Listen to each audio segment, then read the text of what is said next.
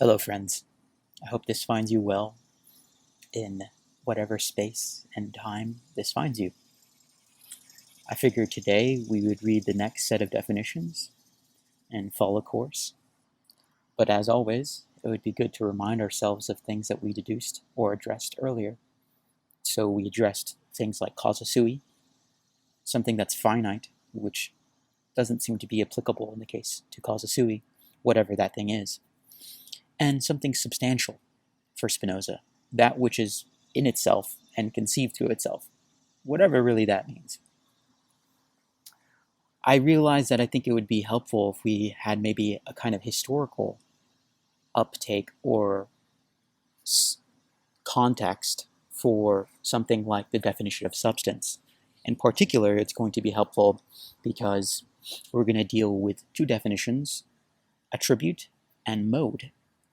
And it might be helpful to sort of think about the tradition and how the tradition has thought about things like substance. So one of the classic cases of substance, or what a substance is Aristotle. Aristotle says that a substance is a numerically one, so it's unity, it's a unity, and it's also a this, it's sort of individuated. So a substance would be like this yellowish green leaf. It's an organic being. I'm a substance. The tree behind me is a substance. Now, of course, he has a much more complicated substantialist metaphysics that deals with things like morphe and hule, or matter and form, and all of this. We won't get into too much of that. All we need to know for now is that a substance for Aristotle is something numerically one, and a this. I can point to it. It's individuated.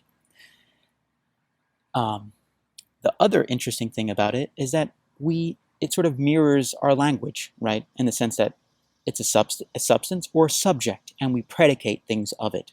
So that the predicate, yellowish green, is a predicate of this substance. Or myself, I'm currently wearing a yellowish shirt, and you could predicate that sort of having a yellow shirt to me as a human being, which in this case would be the subject of that proposition, or the tree behind me. You could think of it in your own case.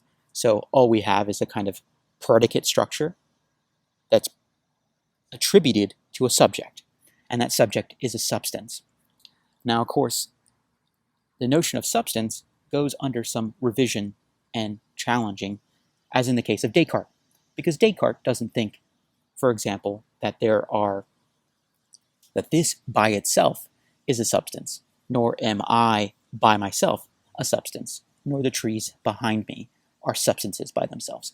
They all participate or are modes or expressions of one substance, which is to say, or not to say one substance, but a kind of substance.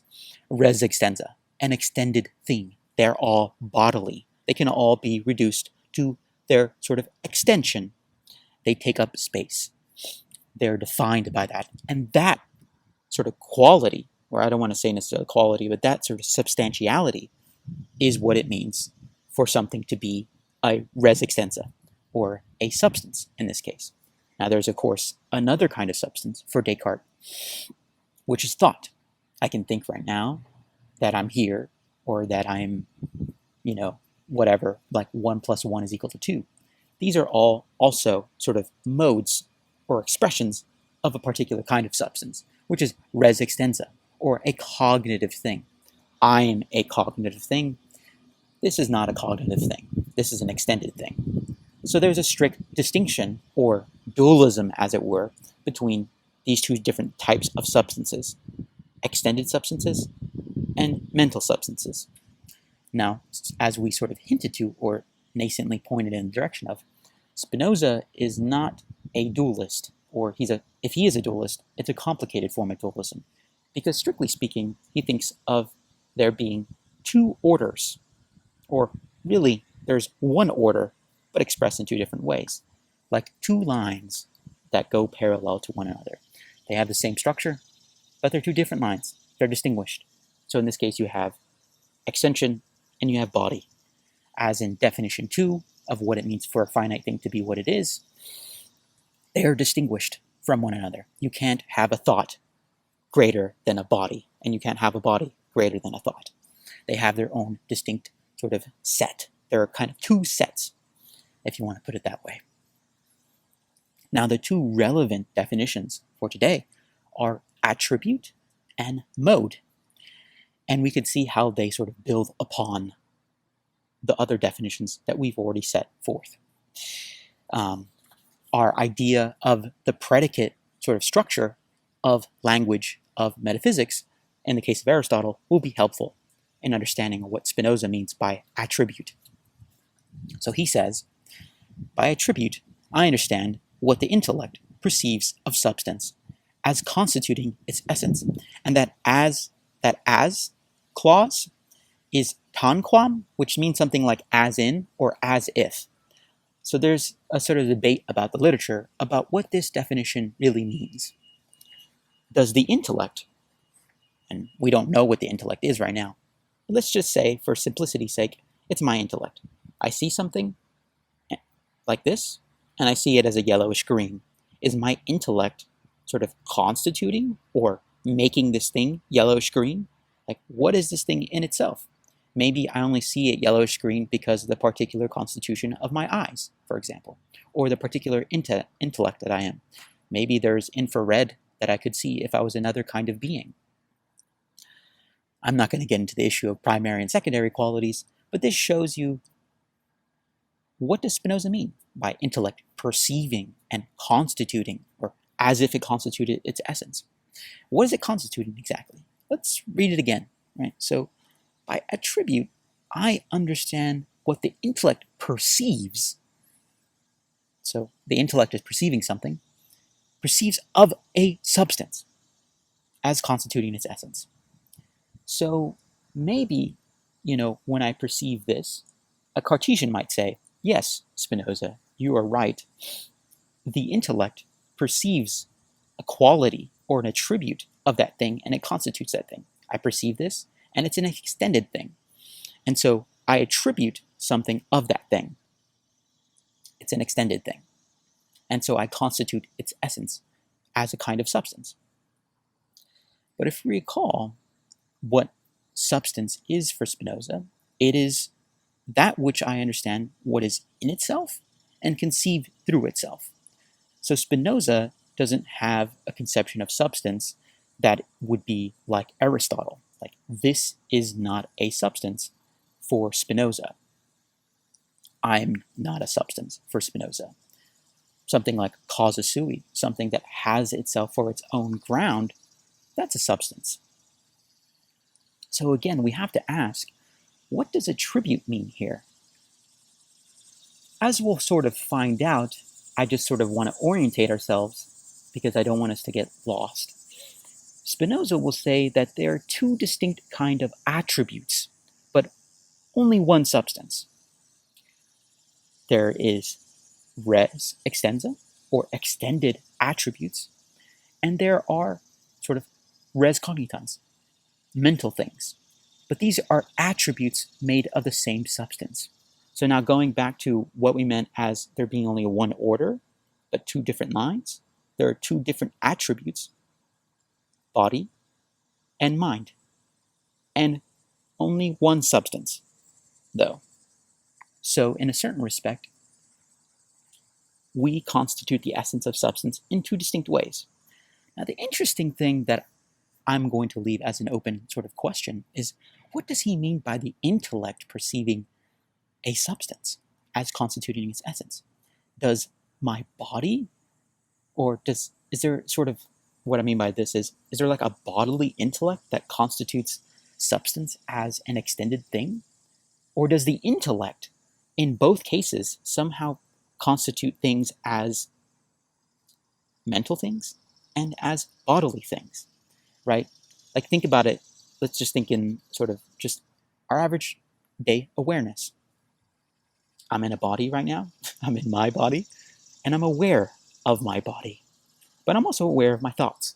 And so in a certain respect, my intellect is both aware of the fact that I have a body, that I'm an embodied being, but I'm also simultaneously sort of aware of my thoughts and that awareness, so that my thoughts can be sort of thoughts of themselves, and I can also have thoughts that are just thoughts of my body, sort of feeling my body, as it were, and sort of becoming aware of the fact that I'm a physical thing. So in a certain respect, there seems to be a kind of privileging of the intellect in Spinoza, or at least that's an open question of interpretation. Some people say that there isn't, that there shouldn't be this privileging of the intellect, because the intellect is one attribute and body is another kind of attribute. And to sort of place emphasis or priority on one or the other would sort of break away the fact that they constitute one substance. That is to say, God or nature. Now, I don't want to get too ahead of ourselves, but that at least gives us some orientation. So, attribute means something that constitutes the sense of a substance, whatever that substance is. We have yet to deduce if there is one substance, but we'll sort of show and cash that out as we move along and show how attributes, how we can have a multiplicity of attributes, but only one substance, one order. Now, the other definition, which sort of resonates with the definition of what it means to be a finite thing, is the definition of a mode. And as we spoke earlier, there is this talk of a mode or an expression, right? In the sense that for Descartes, this is not a substance, but it is a mode of a kind of substance. It's a res extensa. It's an extended thing. This is a particularization or individuation of a kind of substance. In that case, res extensa. My thoughts right now are modes, so to speak, or ways that substance is, in this case, thinking substance, res extensa. Oh, sorry, I apologize. Definitely not res extensa, res cognitans. Anyways, so Spinoza, he proposes a definition of a mode. In definition 5, he says, by mode, I understand the affections of a substance, or that which is in another through which it is also conceived. That which is in another. Interesting. So this is showing how substance, which stands on its own ground, and how mode articulates the kind of way finite things are. They don't stand on their own ground. They're conceived through another. Substance is conceived through itself, is in itself, and doesn't need to rely on another to be conceived. So that might be, say, God or nature. Whereas in the case of finite modes, like trees, or myself, or a little leaf, or little insect friends that walk around us, those require sort of another thing, which is to say, the ground they stand on, they substance, they participate in, or partake in. All right, so that, as we said with Descartes, and including in a certain respect Spinoza, this is a mode of a particular kind of substance, or in this case, expression of a kind of substance, which is to say that it's an extended thing, that it's a mode of a mode of extension, or that my thoughts are modes of thought.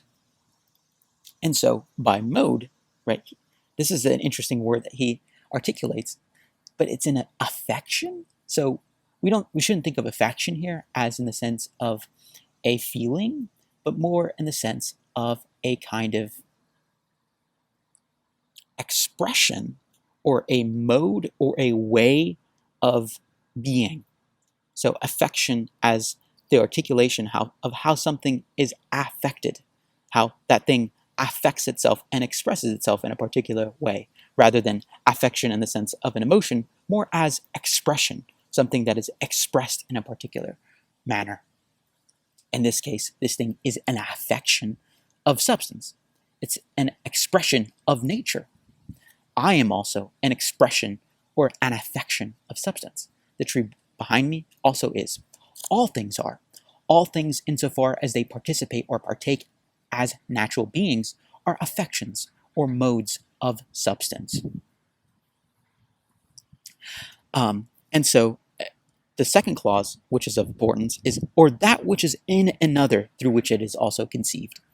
And so this is in another insofar as it's not its own ground, but it partakes or is an expression or is a mode of extension. My thoughts are modes or affections of thought itself. But again, we want to remind ourselves that he's not establishing a dualism. Spinoza will eventually be challenging the idea that there are two distinct kinds of substances, but there is in fact one substance, and that is going to be God or nature. Not two distinct substances, but one. So we can already see how the sort of ontology of Spinoza is being worked out. Everything is a mode, insofar as it's a finite thing, insofar as it can be limited. Things are delimited, either in space or in thought, or in materiality or in thought. And that thought and materiality or corporeality are two different attributes that constitute the essence of substance. But there is only one order, one substance, which is to say, God or nature. So we can think of it, substance as the ground of everything else, attributes as two different ways in which all the modes express themselves. Now, the more controversial thesis is that each of these modes can be expressed or articulated through thought or body, because it's the same order. Now, for that, we'll have to go eventually and reach that in its due time in Book 2. But for now, I think we have appropriately addressed the idea of attributes as sort of predicates, but predicates in a different way than someone like Aristotle, and modes as also kind of finite things or expressions or affections of something substantial, which we'll learn to be God or nature or Deo sui natura as the one substance of these different sort of expressions or modes of this substance. Have a good one. I'll see you all later.